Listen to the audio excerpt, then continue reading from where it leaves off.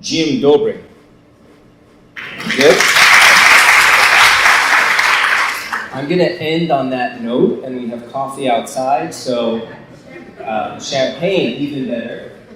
It is an absolute delight to be here with you today. It's a delight to be in Poland. I was just telling some of my new colleagues that half of my family is from Poland, so I now have two vocabulary words to go back and talk to them about. But I've never been here before, and it's been a wonderful visit. What I want to do in the time we have today is tell you about one topic that I've become really enamored with over the past 15 or so years. It's a topic that if you asked me 20 or 25 years ago, would I be studying it, I would have emphatically said no. I wasn't interested in language and its impact on emotion back then. But through a series of seemingly random events, I have become enormously interested in it. And so I thought I would take you on a very kind of fast-forward version of that journey in the talk today to explain what this self-taught business is all about. If you've got questions along the way, I encourage you to ask them. I will likely be asking you questions, so I would encourage you to answer those as well. So now I say my first self-taught prayer that this thing works. Let's see.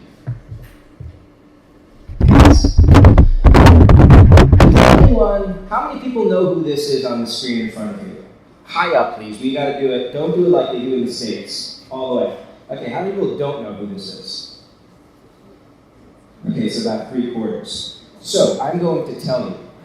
This is LeBron James. He is the undisputed greatest basketball player of all time. No. I'm just making sure you all are listening. So he's a really good basketball player. Top 2. Some people think he's the best. Lots of people think he is not. Michael Jordan. Has anyone here not heard about Michael Jordan? Well, that settles who the greatest is ever, right then and there. We just did a little experiment. About 15 years ago, LeBron James, something very interesting happened to him in his career. So he came into the NBA, and he just steamrolled over everyone. He was such an incredible player. He started off playing for the Cleveland Cavaliers, and by the end of his first contract, he had become a free agent, and he had the opportunity to play for whatever team he wanted to play for, because everyone wanted him. And so this was a really difficult emotional decision that he grappled with. The choice dilemma that he faced was to stay with the Cavaliers, which is a team that really nurtured James's career from its inception. They treated him close to a living god in the city of Cleveland. People who live in Ohio do strange things. No one, anyone here can catch that? Okay, who's paying attention? We Michigan people don't really like the Ohioans very much. So the first choice was, does he stay with Cleveland, or does he move on to different markets? And the other teams vying for his services were the Heat, the Knicks, and the Bulls. As a former New Yorker, I was desperately hoping that he would go to the Knicks. He did not. He went to Miami, won a couple of championships. Then he came back to Cleveland, won another couple of championships. He left again. None of that matters. What matters is this is a really difficult emotional decision he faced. And fortunately for us who here today are interested in psychology and the inner workings of the human mind, he provided a window into his decision-making process during this event in the form of a prime-time special on television that was called The Decision. Did anyone watch this, by the way? Anyone see this? A couple of people. Okay, so thank you. So I want to play a very short clip. I have absolutely no idea whether it's going to work, so if it doesn't, I'll tell you what he says. If it does work, I want you to just listen carefully to how he uses language to talk about his experience.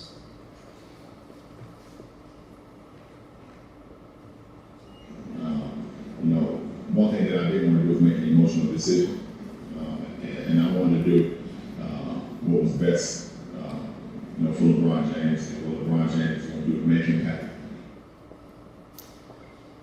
So self-talk's really interesting, by the way. In my head just now, I was effectively doing that the audio worked, because it wasn't before. Did anyone catch anything interesting about how he just talked about his decision-making process in that video? Yeah? He was talking about himself in the third person. Talking about himself in the third person. Kind of weird, right? If you actually go to the beginning, what you see is he actually starts off in the first person. He says, the one thing I, first person singular, the one thing I didn't want to do was make an emotional decision.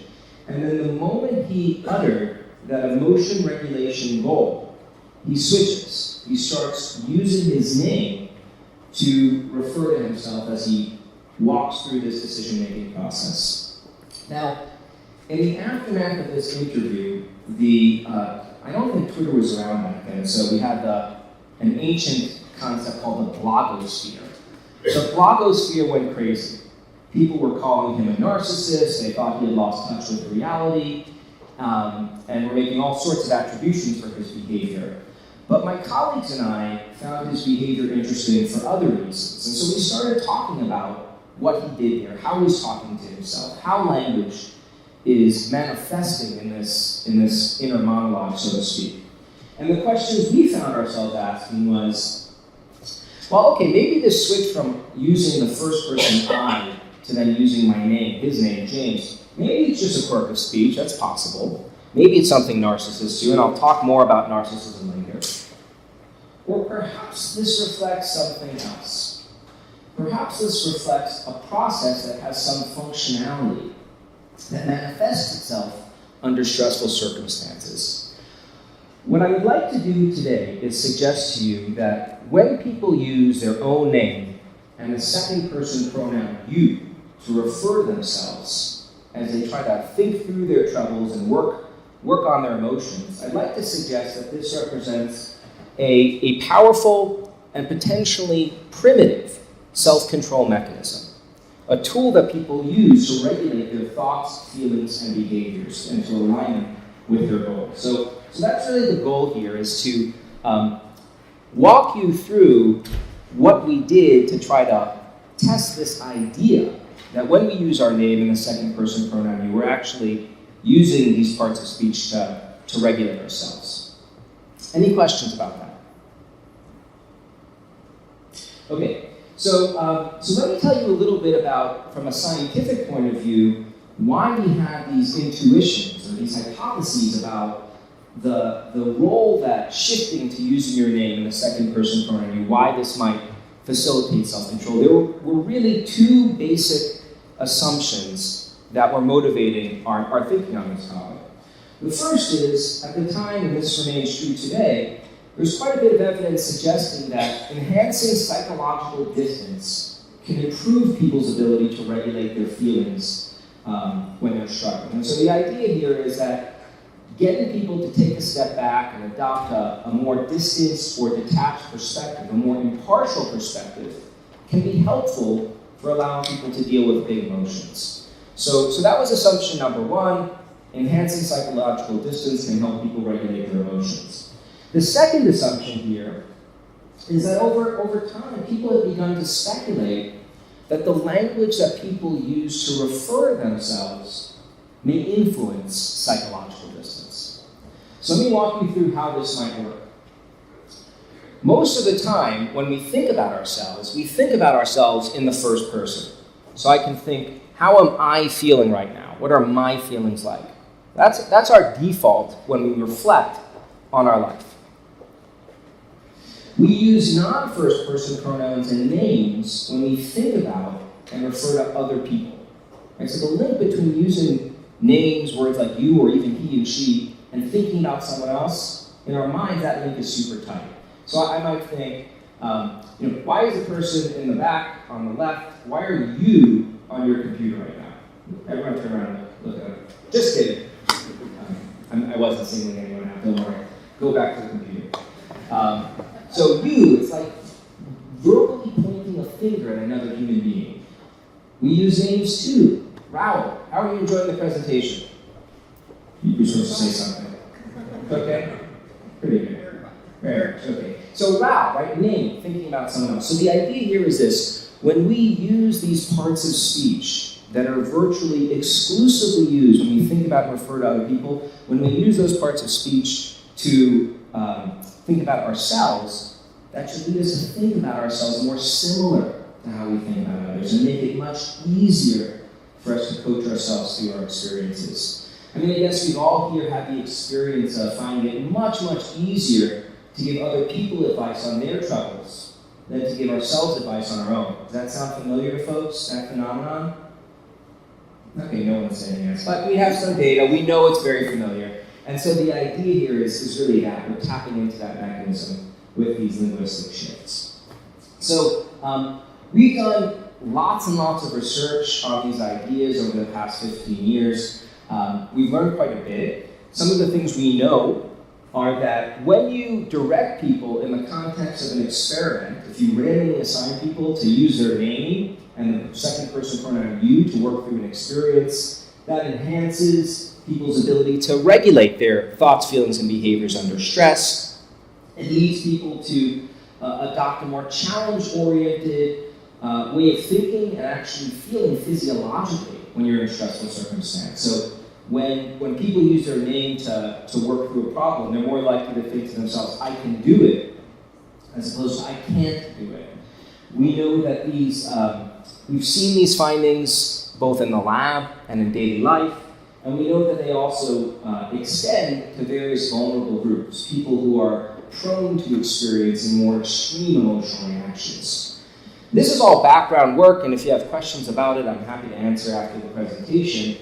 But what I wanted to do today is really focus on the present, and what we don't yet have convincing evidence for, which is to say, some of the current directions that we are heading in this space. And there are basically three current directions that we're charting towards, and I want to just give you a flavor of what we're doing there. Now, the first question that we're trying to answer is, does what we call distant self-talk represent a relatively effortless emotion regulation tool? Many of the tools that we use to regulate our emotions they're hard to use, they're effortful. Think about something like journaling. It takes time to sit down and write in a journal about how you're feeling for 15 or 20 minutes. But something interesting has happened in many of our studies. When people are done going through our manipulations, we've often asked them informally, hey, was it hard for you to do this? And people say, yeah, it was a little strange, but not that hard. And I would encourage you to try this. Try using your name to think about an experience in your own life. It often is a pretty fluent experience. And so we wanted to see, actually, before I tell you what we did, I want to share with you an anecdote that explains how this works. From this guy over here. Does anyone know who this is? Okay, anyone in the back with the white and the black? You want to tell us who this is? I just know that he's an actor. He's an actor. His name's Jeff Bridges. I want to have some fun with this. What is the character that comes to mind when you see him? And this is going to give me insight into how old you are. So shout it out. Who is it? The dude. Okay, so you are my people. The dude. What's interesting about this question is when I talk about this material to undergrads at Michigan, no one knows who the dude is. They look at me like I'm crazy. And then they say, he's the villain from Iron Man. That's the character that is most well known. I actually have a little anecdote here I want to share with you from that movie, Iron Man. Iron Man, we're all with that? Yeah. So he's filming this movie, and he doesn't have a script. And he's the kind of actor, Jeff Bridges, who likes to be prepared. He doesn't like to just go in and start making lines up on the fly. Some people like to do it, he does not. And it is causing him enormous stress to not have a script. And so he talks in this interview about what gets him through the situation. And so let's just listen to what he says. There's no script. The crew would be in there, tapping our filmmakers, and we'd be in there, playing each other's parts and improvising. Our job would be called writer friends with it. It was driving me absolutely crazy. I wanted to know my life.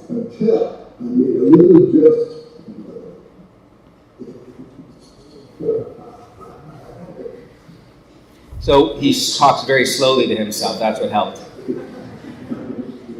Okay, so we will not play this, but you heard him say he makes a little adjustment.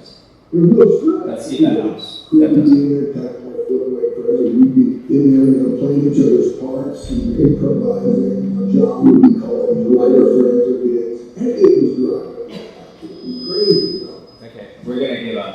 So basically, he says that it was driving me absolutely crazy, and then I made a little switch. I started talking to myself like I was talking to someone else. I said, Jeff, you are making a $200 million film.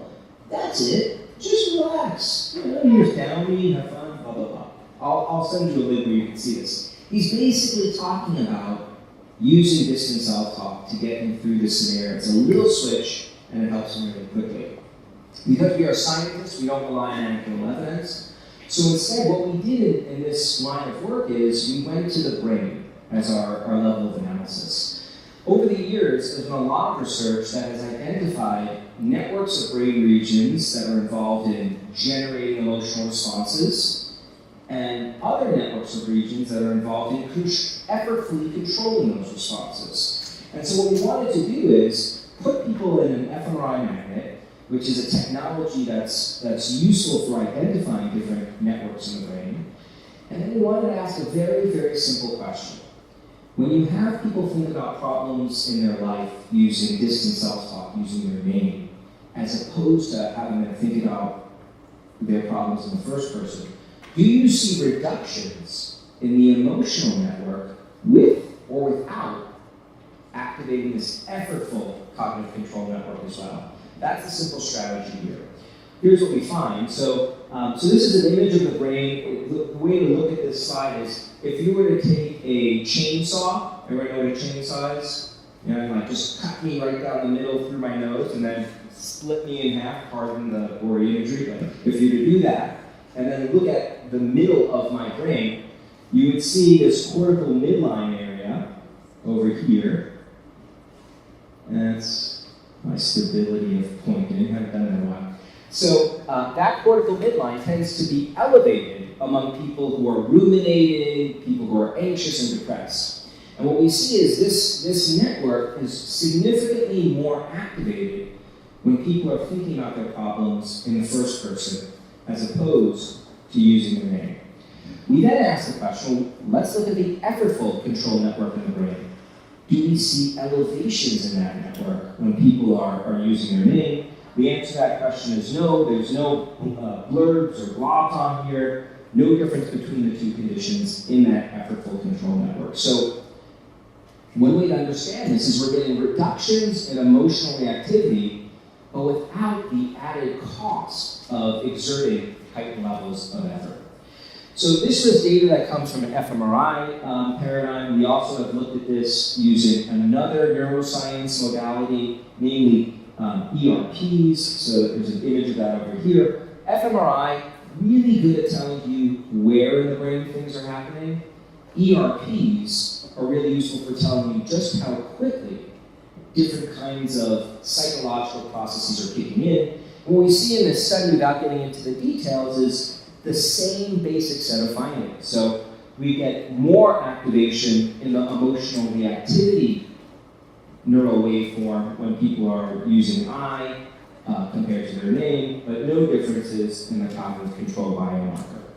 So if you're interested in learning more about this, we recently published a paper where we talk about why we think language is such a valuable tool in terms of effort when it comes to managing our emotions. Here's a link to the paper here.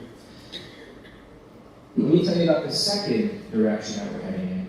Here we're looking at, well, do these tools using distant self-talk, do they help people manage emotions that vary in terms of their intensity? So in the studies we had done thus far, we hadn't really looked at how the intensity of the experience impacts the efficacy of these tools. And going into this research, we really weren't quite sure. You could generate lots of prediction, right? Maybe when the intensity of the experience goes up, the efficacy of these tools goes down. Maybe it's the reverse, right? Maybe the more signal there is to work with, the more beneficial the tool is. Kind of like Tylenol. If you take Tylenol to bring down a fever, if you don't have a fever, the Tylenol doesn't impact your temperature, but the more the fever rises, the more you see an effect of that substance. And of course, maybe there are no differences whatsoever. So we did a set of studies. In one study, we had people think about the negative future, all the things you're worried about happening. In another study, we had people think about the past, all the things you're ruminating about. And we had people think about a variety of different kinds of experiences. Some were little minor things, and some were really, really much more intense and significant in participants' lives. What we found across those two studies was the same basic pattern. The lines, both the red and the blue line, they're both pointing upwards in both of those experiments. So as the intensity of the experience goes up, so does the negative emotions that people felt. But what you see is the blue line is always below the red line.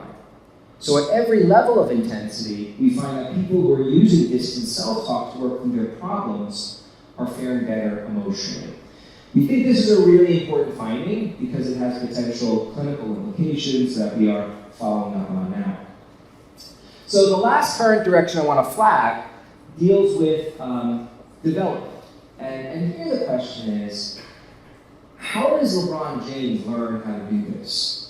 And Jennifer Lawrence, and Salvador Dali, and Julius Caesar, and all the other people who have done this in us. By the way, just out of curiosity, who here has ever used their own name or the pronoun you to refer to themselves when they think about something? Put your hands up if you have. Don't be afraid of it. Okay, about half of you. Anyone do this while they exercise ever? Like, come on, you can do this? You got a couple more hands. So about half of you there. So where did you learn to do this? The people who raised their hands. Did your parents sit you down when you were 3 years old and tell you, when you're stressed, use your name to work through your problems? Did any of your parents do that? No, I've seen handshakes. It's only in my family that we do that. My kids would hear that, which I can tell you that you're not likely saying over and over. Just to frame for you why I think this is such an incredibly important question, I want to show a little video clip here of a girl named Jane. She's 3 years old, and she's in a classic delay of gratification scenario. So the delay of gratification scenario is one where you give the marshmallow test, if you're familiar with that. You bring a kid into a room, and you give them a choice. They can have, there are 2 treats in front of them, and you tell them, you can have one of these treats whenever you want. But if you wait until I come back, I'm going to leave for a little bit, and then come back into the room. If you wait until I come back, then you can have both treats. Every kid desperately wants to have both treats, but they sit there with the treats in front of them, which is close to torture for a young child. And it turns out that the kids who wait longer, that capacity ends up predicting all sorts of good things later on in life. So this is data that comes from a colleague of mine, Stephanie Carlson, who was looking at how delay of gratification ability varies over the first part of the lifespan. And you're going to see this girl. Just watch her in this task. Just listen to how she navigates it.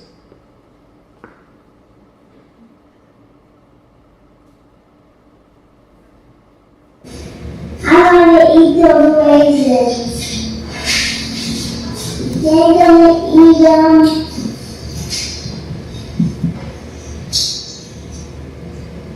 So, let's see what Jane's going to do.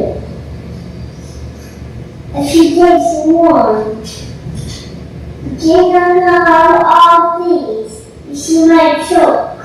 So, if you want, sound good. It goes very interesting.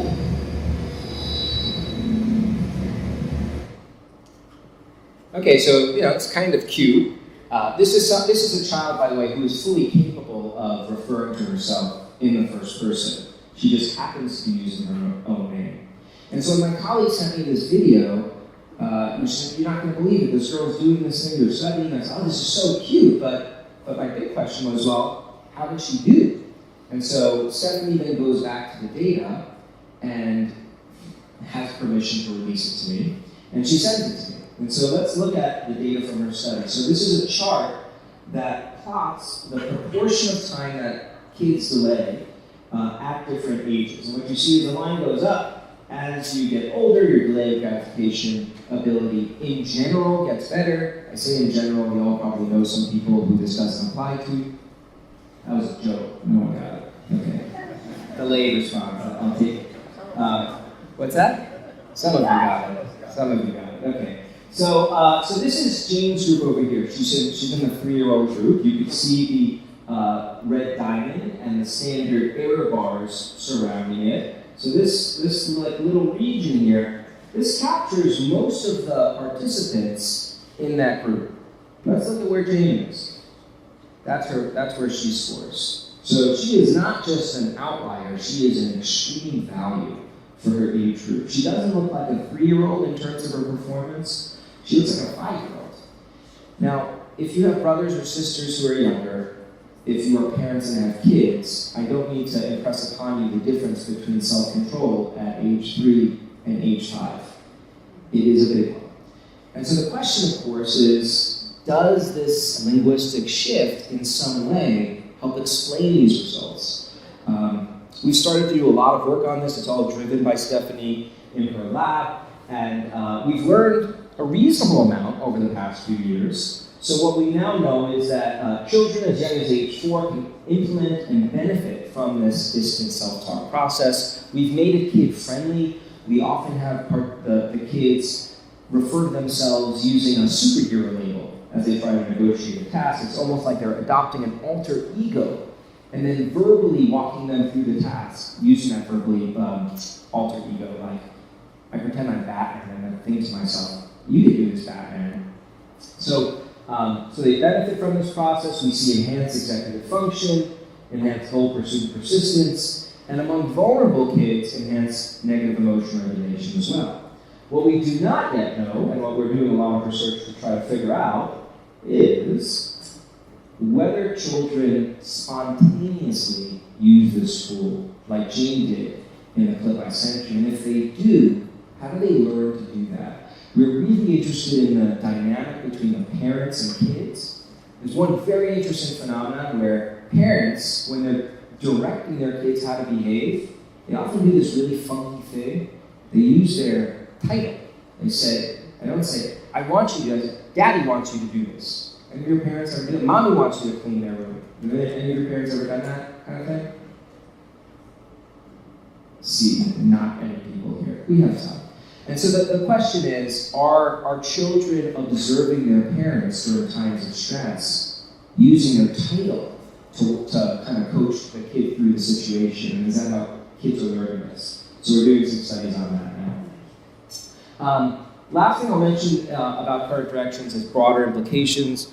We're dealing with something pretty fundamental here, how people use language to manage their emotions. It turns out that has relevance to a whole set of areas of work. And one of the fun things about working with students is students come into the lab and they have their own interests and their own curiosities about how these linguistic shifts might apply to other phenomena.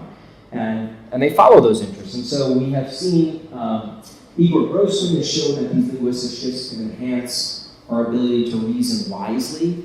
So when people use their name to work through a problem, they tend to have more intellectual humility. They realize there are limits to what they know. They're more likely to perspective take. We have also applied some of these manipulations to the domain of how do you get people to reason more ethically about really difficult decisions. What happens when a friend or a loved one commits a crime, an unequivocal crime? Do you report them or do you not? And then finally, some work applying this to healthy goal pursuit. I want to wrap up maybe 5 more minutes, and I want to try to address 3 questions that often come up in presentations like this, and give you some data to address that. The first question has to do with narcissism. How many people thought about narcissism when I showed them the LeBron James clip? Okay, it's a common reaction. I started with this LeBron James clip because it's true to life. This really was part of the inspiration for looking at this work.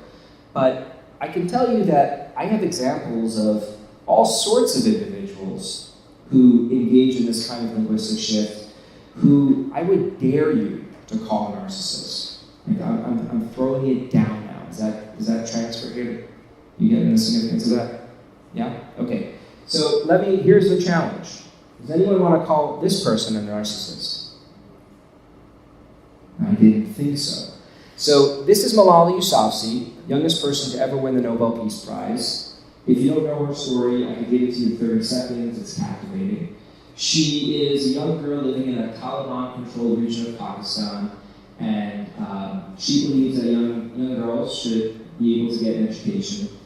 The Taliban don't allow this. They tell her to stop advocating for the right of young girls to become educated, or else. She continues to do the advocacy work. One day she's taking the bus home from school, an assassin stops and then boards the bus, shoots her in the face, tries to assassinate her.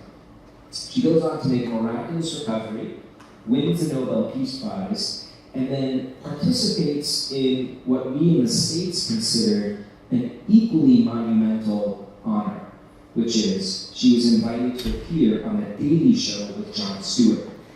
Is anyone familiar with that? Some folks here are. Okay, it's a popular talk show.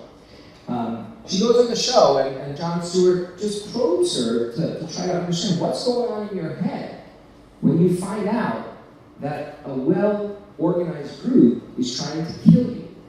Listen to what she says. You need to fight against terrorism. That's the end of the clip. You need to fight. One more time. Oh. You need. Okay. Well, she said we need to fight against terrorism, but what she also did is she used distant self-talk. Pretty powerfully. And so, just another example, another kind of individual using this tool. We, again, don't rely on anecdotes. We've done the research to rule out narcissism. A recent study, we tracked people longitudinally for 2 weeks. Every time we text message them 5 times a day, every day, and ask them, did you talk to yourself? And if so, did you use first person or distant self-talk? What we see is that participants use distant self-talk about 15% of the time, and the correlations between distant self-talk and narcissism were a whoppingly large, negative 0.03 to 0.02, depending on what measure we use. So no real evidence here to suggest that there is in fact a link between narcissism and distant self-talk. That caught the breath very loud. So the last little bit of data I want to share has to do with this other question here. Are there other ways that we use language to get some distance when we're thinking about our problems? The answer to that question is yes, there absolutely are other ways that we can do this. And I just want to share one with you before we leave. As an example, I'll share a brief anecdote from this person here. This is Sheryl Sandberg, former COO of Facebook /Meta. And if you know her story, it's a sad one. So several years ago, she is on vacation with her husband. Her husband's on a treadmill and he tragically dies. He has a heart attack or stroke, falls off the treadmill, his head cracks open, he bleeds out. She goes into mourning, and when she comes out of mourning, she releases a Facebook post describing what she's going through. I have a little excerpt here I want to share with you. She writes, in part of that entry, I think when tragedy occurs, it presents a choice. You can give into the void, the emptiness that fills your heart, your lungs, constricts your ability to think or even breathe, or you can try to find meaning. She's using the word you here, but she's not using it in a very interesting way. She's not using the word you to refer to herself. She's using the word you to talk about the universe. Right? She's talking about this deeply personal event, but she's talking about it in a way as though it applies to everyone. She's essentially saying, when tragedy occurs, anyone can get into the void, that emptiness that fills anyone's heart, anyone's lungs, constricts anyone's ability to think or breathe, or anyone can try to find meaning. We call this linguistic device generic you. What it involves doing is referring to your own personal experience in very general terms. It's not about me, this is how the world works. And we've profiled what this does to people. Here's what we've learned. People use generic you to express norms, not preferences. So if you ask me, what do I like to do with this device, this microphone? If you ask me that question, I'd likely say, I like to speak through it. If you said, what should you do? What do you do with this microphone? I would say, you speak with it. Right? So I'm using the word generic view. This is how this works, not about my personal preferences. We also know that people spontaneously use generic view when they're trying to make meaning out of negative events in their lives. When bad things happen and they try to make sense of this, they use this word to kind of, this is how the universe works. Right? It's not just about me. When you get rejected from a journal, you scream and rant and write you write a letter to the editor. Academics will get that one.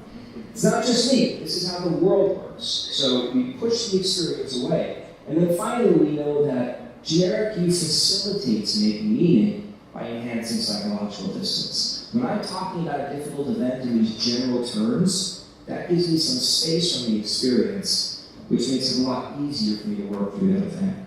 So that's another tool. It has benefits for the self.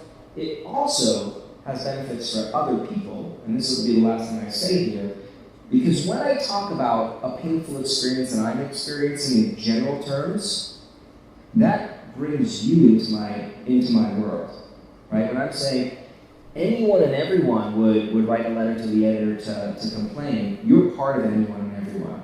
So we know that when people communicate with generic view, this enhances the resonance of their ideas. It enhances empathy and how connected people feel in a conversation.